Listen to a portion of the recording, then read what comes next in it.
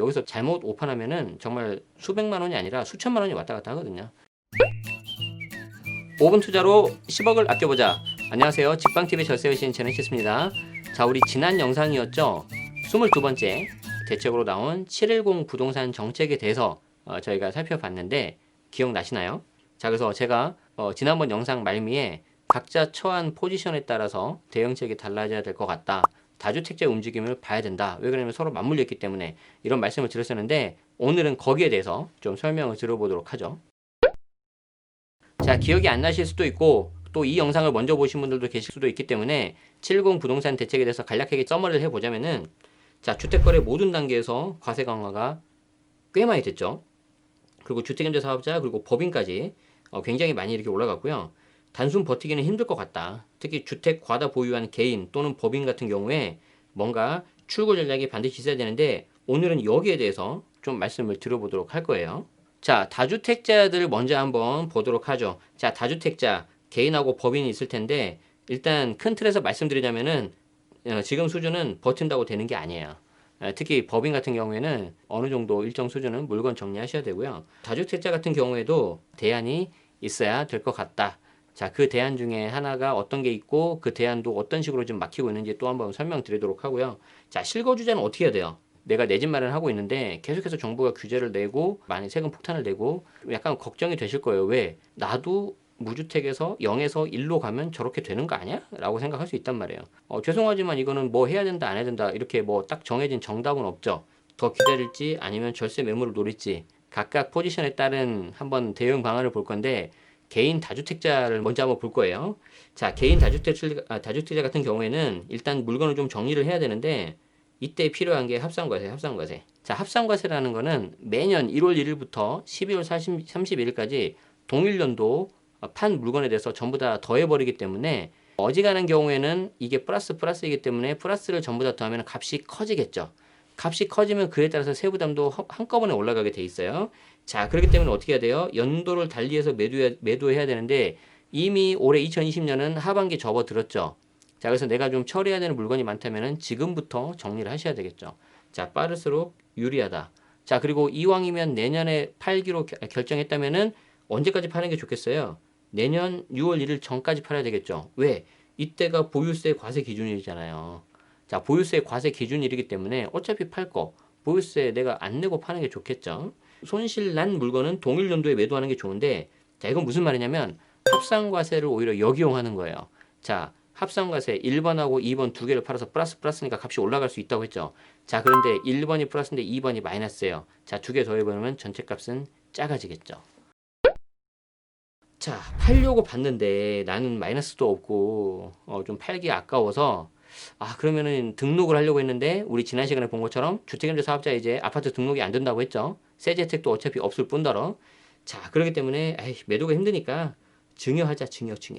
증여하면은 명의를 분산되니까 보유세도 낮아지고 괜찮지 않을까라고 생각하실 수 있는데, 아까 말씀드렸죠. 이번에 710 부동산 대책이 굉장히 세고 그 이후 정부의 조치를 봐도 굉장히 세다고 느끼는 게, 곧바로 여기에 대해서 정부가 증여인 경우에도 취득세 상향 추진하겠다. 현재 증여 취득세가 4%인데 우리 지난번에 본 것처럼 2주택 8%, 3주택 12% 그런 식으로 최고 12%까지 올려버리겠다는 거예요. 굉장히 이거 조심하셔야 됩니다. 혹시 이제 이게 피할 수가 있다면은 증여나 부담부 증여 등 다양한 경우의 수를 좀 따져 보셔야 돼요. 자, 합산과세 원리 간단히 추가로 좀 설명드릴 건데, 내가 똑같은 집이 두 채가 있어서 A, B 각각 8천만 원씩 이렇게 이득이 났는데 이거를 같은 연도에 팔면은 세금이 4천만 원 정도가 나와요. 세율이 올라가니까. 자, 근데 따로따로 팔면은 하나는 1,338만 원, 또 하나 1,338만 원이기 때문에 두 개 차이가 어떻게 된다? 무려 1,369만 원 정도 세이브를 할 수가 있습니다. 자, 그래서 합산과세 이렇게 좀 연도를 달리 하시거나 마이너스가 있다면 같은 연도에 파는 거 잘 생각해 보시고요. 일부 다주택자의 경우에 증여로 좀 돌아서려고 했는데 이 증여에 대해서 취득세를 올려서 우회를 이렇게 차단한다고 하는데, 글쎄요. 여기 이제 보시면은 홍남기 부총리 겸 기재부 장관은 양도세를 피하기 위해 증여 쪽으로 돌려서 나타날 수 있는 문제점에 대해 정부가 지금 별도로 검토하고 있다. 라고 지금 발표를 했습니다. 그래서 요거는 조만간에 좀 약간 뭔가 구체화돼서 나올 수도 있을 것 같고, 아마 이 영상이 나갈 때쯤에는 구체적인 또 내용이 나왔을 수도 있을 것 같네요. 자, 개인 다주택자들에 대해서 좀 뭔가 이렇게 말씀을 드렸다면은, 그 다음은 이제 부동산 법인을 통해서 투자를 하신 분들인데, 자, 법인 종부세는 개인보다 훨씬 더 높죠. 세부담 상한 기본공제 없고 6% 단일세율이기 때문에 우리 지난번에 보신 것처럼 아주 큰 금액의 보유세, 특히 종부세가 나올 수 있습니다. 이거 좀 정리하셔야 되고요. 간혹 가다가 법인 하나에 주택 하나 해가지고 버틸 수 있지 않나요? 라고 물어보시는 분이 있는데, 우리 지난 시간에 본 것처럼 1주택 사자마자 취득세 12% 들어가고요. 그리고 공제 없이 곧바로 6%로 종부세가 들어가고 추가 법인세도 20%가 들어간다.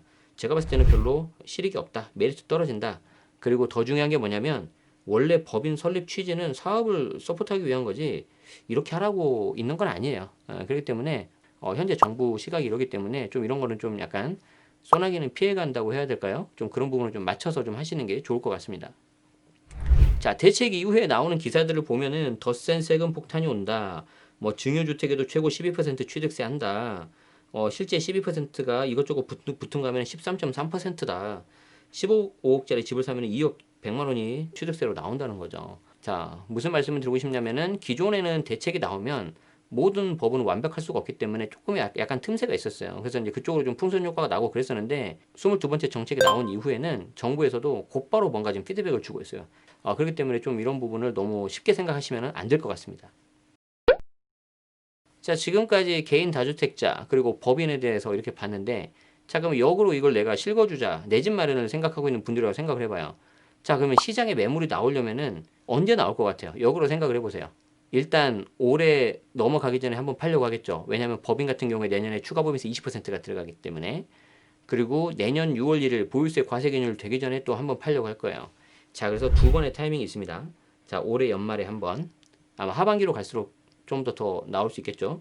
자, 그리고 내년 6월 1일 되기 전에 한 번, 여러분들 관심 지역의 물건 모니터링을 했다가 내가 가용할 수 있는 수준의 대출, 현금, 여력 보시고 이 가격이면 충분히 살 수 있을 것 같은데 마침 그런 물건이 나왔다. 그러면은 저는 주저할 이유가 없다고 저는 생각을 해요. 실거주자야말로 계속 실거주 하는 거니까 5년, 10년 살 수 있잖아요. 그렇기 때문에 오랜 기간을 놓고 보면은 최소한 인플레이션만큼은 상승할 수 있을 거다. 그런데 이제 간혹 가다가 실거주자 분들 중에도 그거를 최저점으로 잡으려고 하는 분들이 계세요. 그거야말로 제가 봤을 때는 좀 거의 불가능에 가깝고 투자 관점으로 접근한 게 아닌가라고 저는 반문을 하고 싶습니다. 자, 그래서 선택은 여러분들이 하시는 거고, 아마 이때 분명히 절세 매물이 좀 나올 것 같아요. 자, 올해 2020년 6월 말 되기 전에 특히 5월 달에 4월 달에 일부 절세 매물이 나왔었죠. 10년 보유한 물건에 대해서는 양도세 중과를 한시적 유예해 줬기 때문에. 자, 그렇기 때문에 그런 걸 보면은 아마 분명히 조금은 나올 수 있을 거예요. 자, 그런 부분을 한번 노려보시는 것도 저는 나쁘지 않다고 생각합니다. 자, 케이스가 이제 너무 많아요. 다주택자들 같은 경우에는 주로 매도 쪽으로 보셔야 되고, 실거주자 분들 같은 경우는 매수 쪽으로 보셔야 되는데, 내가 0에서 1로 간다. 즉, 이제 1주택자 하는 경우라면은 특별히 이슈되는 게 없어요. 취득세도 동일하기 때문에 너무 겁먹지 마세요. 자, 그래서 그거 잘 아시고, 다주택자 분들 같은 경우에는 제가 알려드린 방법들을 좀 참고하시면서 본인 상황에 맞게 전략을 짜시되 반드시 세무사 등 전문가하고 상담하시고 진행을 하시기 바랍니다. 여기서 잘못 오판하면은 정말 수백만 원이 아니라 수천만 원이 왔다 갔다 하거든요. 자, 그래서 그런 부분을 좀 보시면서 진행하시면 어떨까 싶습니다. 향후 이 주택시장에 대해서 굉장히 많은 변화가 좀 있을 것 같습니다. 그 변화에 대해서 미리 알고 대응하는 건 굉장히 중요하다고 저는 생각을 하고 있고, 직방TV 절세의 신과 함께 보시면은 도움되지 않을까 싶습니다. 자, 오늘 내용이 도움이 되셨다면 좋아요, 구독도 한번 부탁드리고요. 저는 다음 시간에 또 여러분들 인사드리도록 하겠습니다. 어렵고 긴 영상 시청해 주셔서 고맙습니다. 지금까지 제네시스였습니다.